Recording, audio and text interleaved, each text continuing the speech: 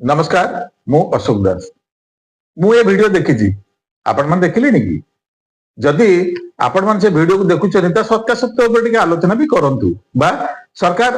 बा सरकारी स्वीकृति प्राप्त अनुष्ठान सहित भी जोगाजोग करंतु बा डाक्तर मान सहित भी कथबार्ता हंतु एचपीवी वैक्सीन सरकार दबा को जाउछन मागणा रे जोटा कि मनीष शरीर रे कौन प्रकार क्षति घटाउछि कि डाक्तर मान सहित कथा हंतु ए सोशल मीडिया रे जो मन सब कहउछंती ताका पाखरे कौन डाटा ना जदि किसी प्रोब्लेम अच्छी ताको तमे रिपोर्ट सहित डब्ल्यूएचओ रिपोर्ट सहित आसिक देखाओ लोक मान कहीं ना 2009 मसीह बिल गेट्स फाउंडेशन सपोर्ट रे गोटे वैक्सीनेशन ट्रायल करा जायतिला जोटा कि 19,000 पिला को दिया जायतिला ताकर 4-5 जन पिला के विभिन्न प्रकार कारण पे मरी जोटा कि किए थंडार मरछि किए मलेरिया मरछि किए साप कपड़ा मरछि 4 जन 5 जन मरछि सेटा भी सटीकता नाही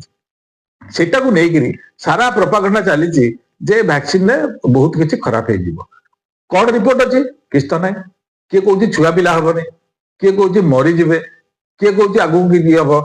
जो कैंसर जो हूँ कैंसर पाखापाखि 75,000 पिला मरुंट स्त्री लोक मरुंट सर्वाइकल कैंसर ताको प्रिवेंट क्यों कर पोलियो आज इराडिकेट हो गला से पोलियो भी कहते पोलियो बुंदा नेले पिला धुआ हे तेणु से सब कथा नहीं मत बिभ्रांतिकर भिडियो रे पसंद नहीं न पशिक सरकार गाइडलाइन जहाँ अच्छी सरकार गाइडलाइन को मान कहीं आम देश में बहुत प्रकार डाक्तर रास्ता कड़े बुलूँ जी कि जहाँ पार्ता कहीदे पार्टी तेणु कौन न पशिकी आपण सठिक बाटर जातु आउ कैंसर मुक्त हुंतु। जय जगन्नाथ, जय हिंदू राष्ट्र।